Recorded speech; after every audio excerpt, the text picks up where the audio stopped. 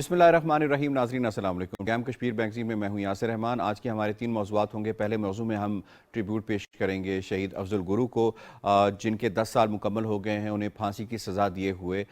9 فروری 2013 کو انہیں پھانسی کے اوپر چڑھا دیا گیا، اور مذاقہ خیز جو عدالت کا ڈیسیژن آیا، اور ایسا ڈیسیژن آیا جس کے اندر ان کے کوئی قصور نہیں تھا، ان کی کوئی غلطی نہیں تھی، ان کا کوئی جرم نہیں تھا. اس کے باوجود عدالت نے یہ کہا کیونکہ انڈین پبلک یہ چاہتی ہے، تو انہیں اس کلیکٹیو کانشیس کو سیٹسفائی کرنے کے لیے جو ہے وہ ان کو چڑھا دیا گیا، سولی پہ چڑھا دیا گیا. لیکن جس طریقے سے افضل گرو جیل میں رہے، ان کا جو کنڈکٹ رہا، جو ان کی شخصیت تھی، اور جس طور پہ جس طریقے سے وہ پھانسی کے تختہ دار تک گئے، وہ آج آپ کو ہم بتائیں گے. انہی کی جیل کے اندر ایک ایسے ساتھی کے ساتھ جن کے ساتھ وہ رہے، وہ ان کے بارے میں کیا کہتا ہے. وہ کہتے ہیں جس دھج سے کوئی مقتل میں گیا وہ شان سلامت رہتی ہے. یہ جان تو آنی جانی ہے، اس جان کی کوئی بات نہیں. اور اس کے بعد ہمارا جو پروگرام کا دوسرا موضوع ہوگا، ہم بات کریں گے شائننگ انڈیا کے حوالے سے، برانڈ انڈیا کے حوالے سے. جو پروپیگنڈا ہندوستان اتنے عرصے سے کرتا رہا ہے، اس کی قلعی اب کھلنا شروع ہو گئی ہے. کہیں سریواستو گروپ کے نام پہ قلعی کھل رہی ہے، یعنی فیک میڈیا جو انہوں نے کشمیر پاکستان کے اگینسٹ لانچ کیا ہوا تھا. تو کہیں جو ہے ان کی ویکسینیشن جو انہوں نے کووڈ کے لیے تیار کی، وہ انہوں نے کہا کہ یہ پانی ہے، افریقہ کے اندر بھیجی. انہوں نے کہا یہ پانی، اس کا تو کوئی فرق نہیں پڑتا. اب جو نیا معاملہ سامنے آیا ہے ان کی اس فارماسیوٹیکل انڈسٹریز، ڈرگ انڈسٹریز کے اندر، اور وہ آیا ہے کہ وہ اب جعلی ادویات بھی بنانا شروع ہو گئے ہیں. اور ان کی ادویات کو کسی کنٹری نے بین نہیں کیا، اب وہ بین کرنا شروع ہو گئی ہے WHO نے کہا ہے کہ جناب یہ ادویات جہاں دیکھیں تمام کنٹریز ان کو بین کر دیں. اس کے اوپر ہم ڈیٹیل بھی آپ کے ساتھ شیئر کریں گے. اور پروگرام کا جو تیسرا موضوع ہوگا، ہم مقبوضہ کشمیر کی جو صورتحال ہے اس پر بات کریں گے، اور ایک ایسا آپ کو خاموش چہرہ دکھائیں گے جس نے اپنی خاموش رہتے ہوئے کچھ لفظ کہے بغیر پوری کہانی جو ہے وہ سنا دی ہے. اور خاص طور پہ ہم جو لینڈ گریبنگ کے اوپر ایک بڑی کمپریہنسو رپورٹ آئی ہے LFK کی جانب سے، لیگل فورم فار کشمیر کی جانب سے، اس کا بھی تذکرہ کریں گے. کس طرح سے ایک منظم طریقے کے ساتھ کشمیر میں اور جموں کے اندر جو ہے وہ لینڈ گریب کی گئی ہے ان 20 ضلعوں کے اندر. اس پر ہم بات کریں گے. جناب سب سے پہلے مہمانوں سے تعارف کروا دیتے ہیں. آج ہمیں اسٹوڈیوز میں جوائن کیا بڑی قداور شخصیت نے، بڑا کنٹریبیوشن ہے آپ کا تحریک آزادی کشمیر کے لیے. حسن بنا صاحب نے، آپ سینئر حریت رہنما ہیں. جناب بہت بہت شکریہ. ٹیلی فون لائن پہ ہمیں جوائن کر رہے ہیں سینئر صحافی عابد عباسی صاحب، اور ان کے ساتھ ٹیلی فون لائن پہ موجود ہوں گی، ہمارا ساتھ دیں گی ایڈوکیٹ سندت ملک صاحبہ. کسی تعارف کی محتاج نہیں ہے، بڑی ووکل آواز ہیں when it come to Kashmir and human rights. آپ تینوں مہمانوں کا جناب بہت بہت شکریہ. تو سب سے پہلے ہم بات کر لیتے ہیں افضل گرو شہید کے حوالے سے، جن کے 10 سال پورے ہو گئے ہیں. افضل گرو شہید کے حوالے سے اسپیسیفکلی ہم نے ایک انٹرویو اٹینڈ کیا ہے. یہ انٹرویو ہے کوباد گاندھی کا، جو کمیونسٹ ایکٹیوسٹ تھے. انہیں اس وقت کے اندر ان کے ساتھ جیل میں رہنے کا موقع ملا.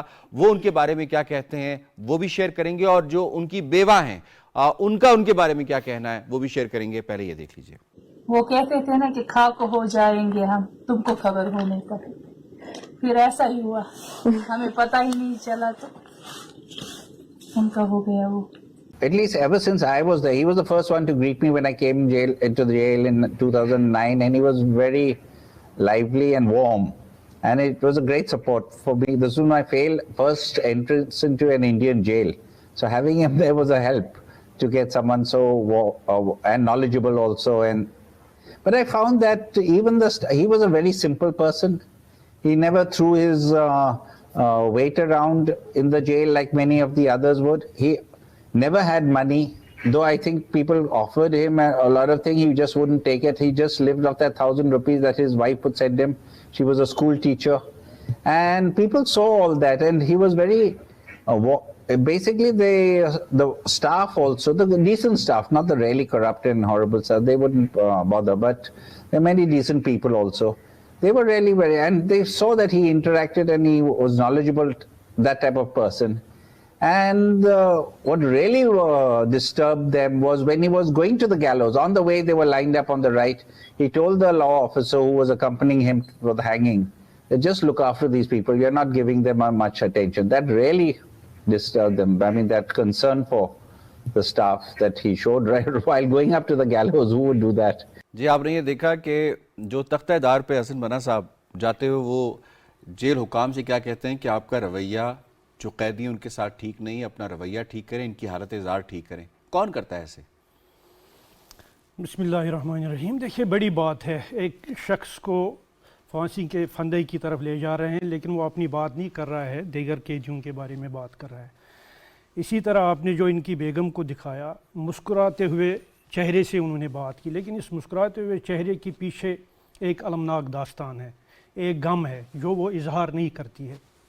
اور وہ غم یہ ہے کہ گزشتہ 10 سالوں سے اس کے ہسبینڈ کی لاش جو ہے وہ بھارتی فوج کے قبضے میں ہے، بھارت کے قبضے میں ہے. یعنی ان کو پھانسی دینے کے بعد انہوں نے تہاڑ جیل کے اندر ہی دفن کر دیا تھا. یہ تو ایک سائیڈ ہے اس سٹوری کا. اب دوسرا سائیڈ دیکھیے گا، اروندھتی رائے نے بڑے خوبصورت الفاظ میں یہ ڈیفائن کیا تھا. اس وقت انہوں نے کہا تھا اس پھانسی کے بعد کہ یہ سٹین ہے انڈین ڈیموکریسی پہ، افضل گورو کی یہ پھانسی. انہوں نے بلکہ وہ بک بھی لکھی ہے اس پارلیمنٹ اٹیک پر اور افضل گورو کی پھانسی پہ، جو انہوں نے بلکہ 13 کوسچنز پھر ریز کیے تھے. اس شارٹ سے میں نے اس کو کنیکٹ کیا. اب تھوڑا سا اس کو تھوڑا ریورس کرتے ہیں. سب سے پہلے آ جاتے ہیں افضل گورو صاحب کی شخصیت کے حوالے سے. ایک ایسا شخص جو پڑھا لکھا ہے، ایک ایسا شخص جو تحریک آزادی کشمیر کے لیے فکری اپنی سوچ بھی دے رہا ہے، عملی طور پہ بھی ہے. اس کے اوپر یہ الزام لگانا ہے کہ پارلیمنٹ کے اوپر اس نے حملہ کر دیا اور پھر اسے تختہ دار تک لے کر جانا. اس پوری سٹوری کا تھوڑا سا خلاصہ کیجیے گا ہمارے ناظرین کے لیے. دیکھیے افضل گورو سے پہلے انہوں نے مقبول بٹ صاحب کو پھانسی کے پھندے پہ لٹکایا، لیکن 1980s جی 84 تھا وہ.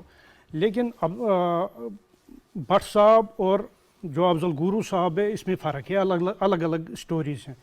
مقبول بٹ صاحب خود مقبوضہ کشمیر چلے گئے یہاں سے، اور پھر وہاں سے واپس بھی آئے جیل توڑ کے، پھر دوبارہ چلے گئے. ان کو پتہ تھا مجھے وہ پھانسی کے پھندے پہ لٹکائیں گے، لیکن ایون دین وہ وہاں چلے گئے. وہ ایک دلیر شخصیت تھی. افضل گورو ایک مظلوم کشمیری تھا جس کو انہوں نے اس پورے اس منصوبے میں پھنسایا، اس کو شکار کیا، اس کو بلکہ وہ آخری دم تک کہتے رہے کہ تمہارے ساتھ کچھ بھی نہیں ہوگا. سارا وہ کیس ہی جو پارلیمنٹ اٹیک تھا وہ جھوٹ پہ مبنی تھا، وہ خود بھارت نے اس وقت کروایا، اور اس کو اس بیچارے کو، اس مظلوم کشمیری کو انہوں نے اس میں پھنسایا. پھر آخری دم تک وہ اس کو کہتے رہے ہم نے تمہارے ساتھ کچھ بھی نہیں کرنا ہے، تم نے رہا ہونا ہے. لیکن اندھیری رات میں صبح کے ٹائم پہ ان کو گھر والوں سے ملائے بغیر ان کو وہ لے کر جاتے ہیں پھانسی کے پھندے پہ، اور وہاں پہ ان کو پھانسی دی جاتی ہے، ان کو شہید کر دیا جاتا ہے. اس کے بعد جب اس کی بیوی اور بچوں کو پتہ چلتا ہے تو وہ ایک ہی ڈیمانڈ کرتے ہیں کہ ہمیں ان کی لاش دے دے، ان کی جو بلانگنگز تھی وہاں پہ جیل کے اندر وہ ہمیں سپرد کی جائے. لیکن آج تک بھارت نے وہ نہیں کیا، اور دعویٰ بہت بڑا ہے بھارت کا کہ ایک ڈیموکریٹک کنٹری ہے. ایڈوکیٹ سدس ملک صاحبہ، کتنا بڑا دبا ہے نظام انصاف کے اوپر ہندوستانی جوڈیشری کے افضل گورو کا یہ کیس؟ دیکھیں جی، اس طرح کے جو معصوم ہوتے ہیں جن کو شہید کر دیا جاتا ہے، ہمارا اللہ تعالیٰ فرماتا ہے کہ وہ زندہ ہیں اور وہ دیکھ رہے ہیں، وہ آج بھی دیکھ رہے ہیں. وہ یہ دیکھ رہے ہیں کہ کس طرح انڈین جوڈیشری نہ صرف کمپلیسٹ ہو گئی بی جے پی کے ساتھ، بلکہ اس کا بازو بن کے، ہندوتوا کا بازو بن کے، انڈینز کا جو انڈین کلیکٹیو کانشس کو ٹھنڈا کرنے کا ایک اعضاء بن کے انہوں نے ایک معصوم کو تختہ دار پہ چڑھا دیا. اور یہ اس وقت سے لے کے آج تک میں ہمیشہ یہ سوچتی ہوں کہ چاہے وہ افضل گورو صاحب تھے جو کہ ایک معصوم تھے، ان کی طرح کے کتنے ایسے معصوم ہیں، ان کی بیوہ کی جیسی کتنی ایسی بیوی عورتیں ہیں جو ہاف وڈوز ہیں، فل وڈوز ہیں، جو انتظار کرتی ہیں اپنے پیاروں کا نہیں، اپنے پیاروں کی لاشوں کا.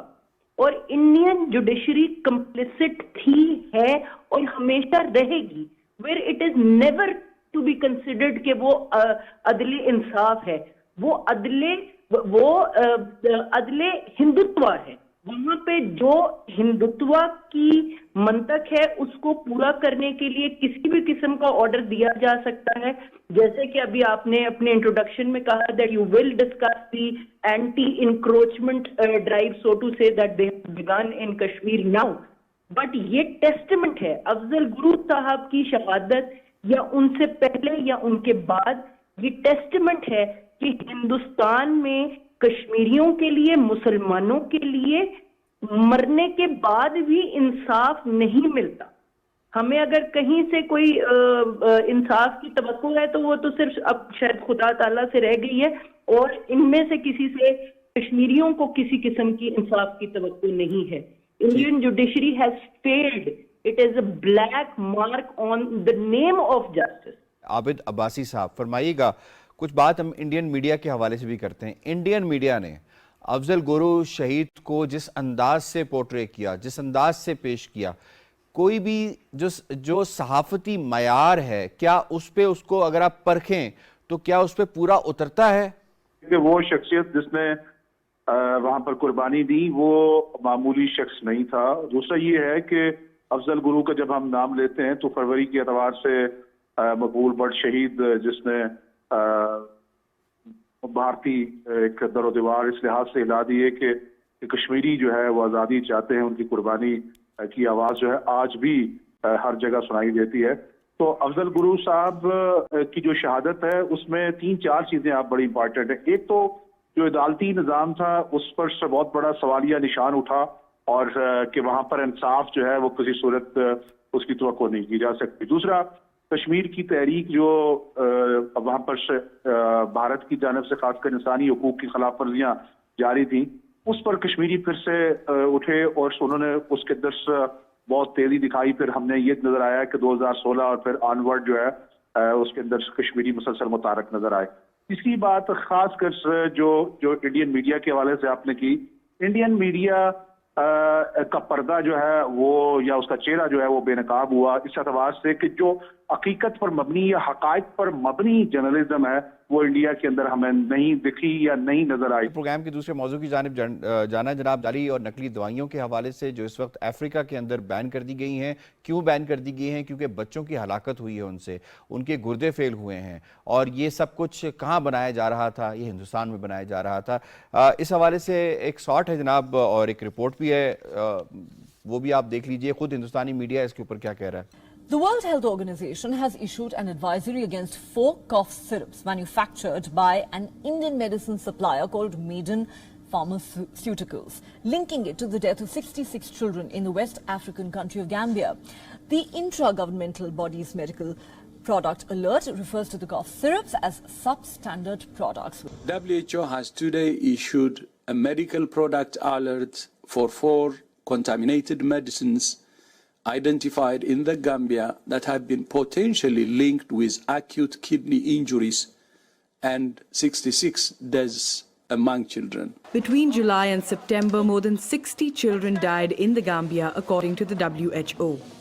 The deaths were caused by cough syrups manufactured by Indian company Maiden. حسن بنا صاحب، اب یہ جانوں کے ساتھ بھی کھیلنا شروع ہو گئے ہیں. دیکھیے، یہ WHO کی جو رپورٹ ہے یہ ایکچولی ایک تھپڑ ہے انڈیا کے اس دعوے پہ، خاص کر مودی جو دعویٰ کر رہا ہے کہ انڈیا جو ہے وہ بڑا شائننگ سٹار بننے جا رہا ہے مستقبل میں، یا ابھی حال میں ہے. آپ نے کل سنا ہوگا راہول گاندھی نے ایک گونج پیدا کی بھارتی پارلیمنٹ کے اندر جب اس نے اڈانی پکارا. یہ اڈانی کون ہے؟ یہ بھارت کا جو ہے ایک بہت بڑا بزنس ٹائکون ہے، لیکن رائٹ ہینڈ ہے یہ مودی کا.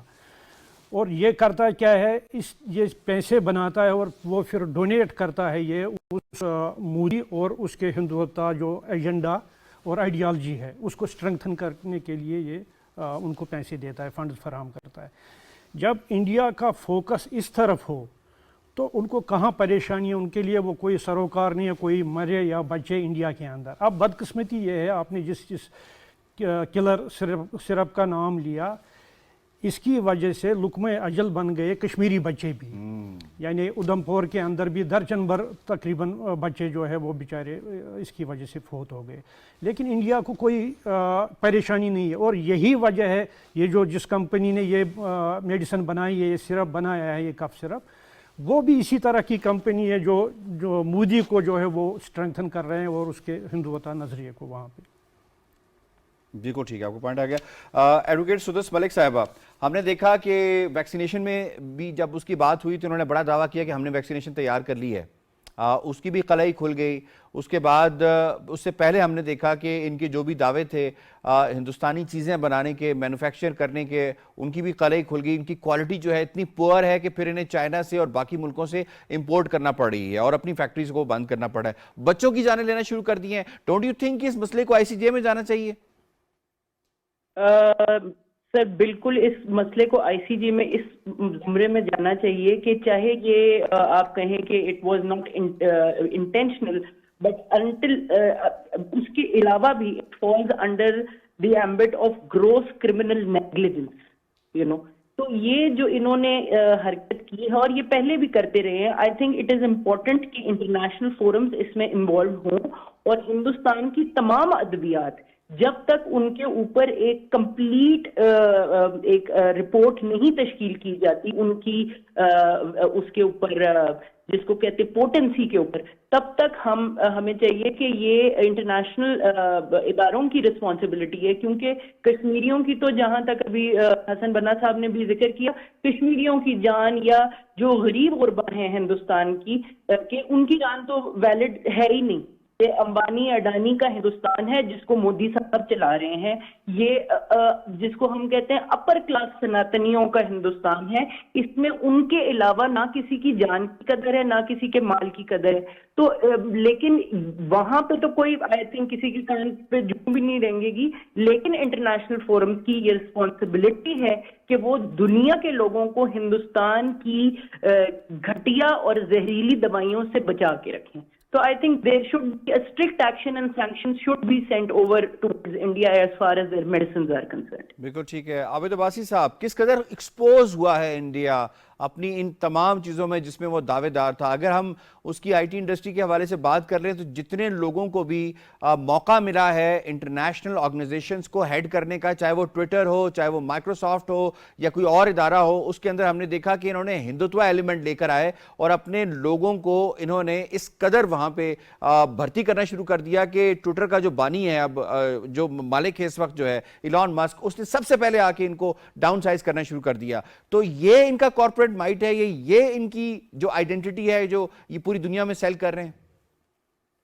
یاسر رحمان صاحب, بہت افسوسناک واقعہ. آپ یہ دیکھیں ان واقعات کے ساتھ جڑا ہوا یہ بھی ہے کہ یہ جو پلیٹ فارمز ہوتے ہیں, جو سوشل پلیٹ فارمز رہتے ہیں, یہ سب کے لیے ہوتے ہیں. دنیا بھر کے وہ لوگ جو اس کا استعمال کرتے ہیں ان پہ ان کا رائٹس ہوتا ہے. لیکن جیسے ہی انڈیا سے تعلق رکھنے والے لوگ ان پلیٹ فارمز کے ہیڈ یا ان کی مینجمنٹ کے اندر بیٹھے, اس کے نتیجے میں انہوں نے ٹارگٹ کیا ان لوگوں کو جو کسی نہ کسی صورت میں ایسی وائسز تھی, آزادانہ رائے رکھتے تھے اور جس کے نتیجے میں وہ سمجھ رہے تھے یہ کہ بھارت کو نقصان پہنچ رہا ہے یا ان کے خیال میں یہ بات تھی.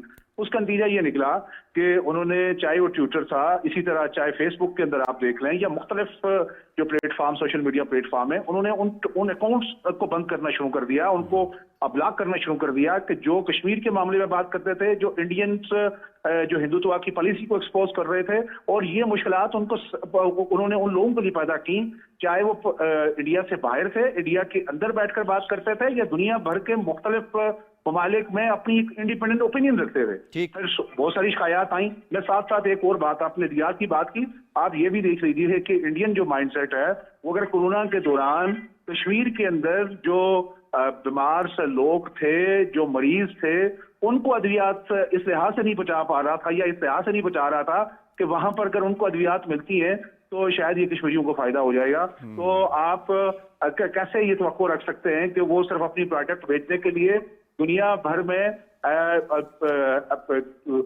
یہ موت نہیں بانٹیں گے؟ اور ٹھیک ہے, ٹیسٹنگ لیب انہوں نے کشمیر کو بنایا ہے, یہی وجہ ہے کہ انہوں نے دعائیں وہاں پہ بیچ کے کشمیری بچوں کی بھی جان لی ہے. مجرم ہیں یہ سارے. اور جناب پروگرام کی تیسرے موضوع کی جانب ہمیں بڑھنا ہے. کوئکلی ہم بات کریں گے اس لینڈ گریبنگ کے حوالے سے, جو big land grabbing model India لے کر آیا ہے. اس کے اندر جو کشمیر اور جموں کے 20 ڈسٹرکٹس ہیں, اس میں ایک رپورٹ کے مطابق 1,78,000 صرف کشمیر کے اندر جو ایکڑ زمین ہے اسے ہتھیایا گیا ہے, اور 25,160 ایکڑ جو ہے وہ جموں کے اندر ہتھیائی گئی ہے. اس کے اندر جو مزید ڈیٹیلز ہیں اس کے مطابق یہ جو 20 ڈسٹرکٹس ہیں اس کے مطابق 1200 پیجز کی رپورٹ بنائی گئی ہے. آئی ووڈ ریکویسٹ کہ آپ اس کو لازمی انٹرنیٹ پہ اویلیبل ہے, اسے سرچ کریں, اسے پڑھیں, دیکھیں کس طریقے سے یہ سارا کچھ ہو رہا ہے. اس سارے پروسیس کے اندر ایک کشمیری جو اس وقت جس کے اوپر تمام قدغنے ہیں, جس کے اوپر موومنٹ کی پابندی ہے, بولنے کی پابندی ہے, وہ اپنا جو قضیہ ہے, اپنی کہانی کس طرح بیان کرتا ہے, آپ کو یہ دکھاتے ہیں. ٹھیک ہے, کچھ کہہ نہیں سکتے. آپ کے چہرے سے تو ٹھیک نہیں لگ رہے ہیں حالات. نہیں, حالات تو ٹھیک ہے ہی نہیں, چل رہے ہیں بس, زندگی چل رہی کچھ ہے. کہنا چاہتے ہیں آپ؟ نہیں, کچھ نہیں. Thank you. اگر کہیں گے تو مشکل ہوگی آپ کو لگتا ہے؟ نہیں, کچھ کہنے کو کیا رہ گیا اب. ہاں, ہم بس دن کاٹ رہے ہیں ہم یہاں, اور کچھ نہیں. ایسا کیوں کہہ رہے ہیں؟ اللہ مالک ہے, بس حالات ہی ایسے ہیں. کوئی بولتا ہے تو شام کو پتہ نہیں اٹھا کے لے جاتے ہیں یہاں. بس چل رہا ہے, ٹھیک ہے. Allah. Social media platform Wire کو ہم اس حوالے سے اپریشیٹ کرتے ہیں جنہوں نے یہ صحیح کی ہے, بیکاز وائر کے لیے بھی بہت مشکل آج کل بنا دی گئی ہے.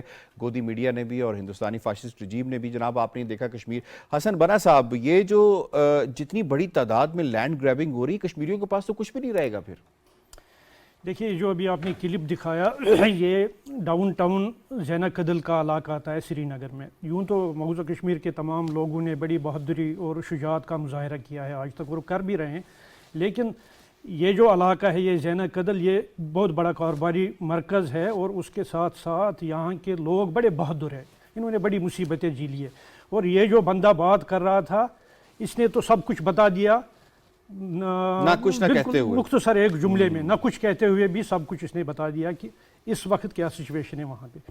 لیکن میں آپ کی توجہ جو ہے وہ مبذول کرانا چاہتا ہوں. جو اس وقت وہاں پہ برننگ ایشو ہے, جس کو آپ لینڈ گریبنگ کہے یا ڈیمولیشن, جو مہم ان کی طرف سے ڈیمولیشن ڈرائیو جو چل رہی ہے کشمیر کے اندر, جب میں اور آپ اس وقت بات کر رہے ہیں تو وہاں پہ بھارت اس وقت بلڈوزر کے ذریعے کشمیری گھروں اور کاروباری مراکز جو ہے ان کو منہدم کر رہا ہے, ان کو تباہ و برباد کر رہا ہے. اور یہ ڈیمولیشن مہم اس وقت چل رہی ہے جب مقبوضہ کشمیر کے اندر سخت ترین سردی ہے, یعنی لوگوں کو چھت سے محروم کر دیا جا رہا ہے اس وقت. اب اس کے پیچھے انہوں نے نام چونکہ اس کو دے رکھا ہے بابا کا بلڈوزر, میں اس پہ بھی آتا ہوں, لیکن یہ کہیں پہ اس کو گھاس چرائی کا نام دیتے ہیں, کہیں پہ اسٹیٹ لینڈ کا نام دیتے ہیں اور اڑا لیتے ہیں اس کو, چاہے اس پہ کوئی اسٹرکچر بنا ہے, دکان بنی ہے, گھر بنا ہے, اس کو یہ منہدم کر رہے ہیں. حقیقت میں یوں لگ رہا ہے کہ مقبوضہ کشمیر کا جہاں تک تعلق ہے, بھارتی فوجی چھاونیوں کو چھوڑ کے باقی سارا کشمیر جو ہے وہ گھاس چرائی کی حیثیت رکھتا ہے انڈیا کے سامنے. یعنی وہ اتنے بے شرم ہے, گزشتہ 7 دہائیوں سے انہوں نے قبضہ جما رکھا ہے پورے مقبوضہ کشمیر پر, اس پہ بات نہیں کر رہے ہیں. اور جو یہ چھوٹے چھوٹے غریب لوگ ہیں ان بیچاروں کے خلاف انہوں نے اس وقت ڈیمولیشن ڈرائیو شروع کی ہے. اور یہ بڑا ہینیس ہے, میرا خیال ہے اس پہ دنیا کو ایکشن بھی لینا چاہیے اور یونائٹڈ نیشنز کو اپنی ریزولوشن کے مطابق اس پہ اسرٹ بھی کرنا چاہیے. وقت کی کمی ہے, آئی ہیو ٹو وائنڈ اپ. جناب مجھے شکریہ ادا کرنا ہے حسن بنا صاحب کا, عابد عباسی صاحب کا اور ایڈوکیٹ سندس ملک صاحبہ کا. بہت ڈیٹیل کے ساتھ اور بڑی فصاحت کے ساتھ آپ نے آج کے موضوعات کو جناب سمیٹا ہے. پروگرام کشمیر میگزین سے اتنا ہی. یاسر رحمان کو دیجیے اجازت. اللہ نگہبان.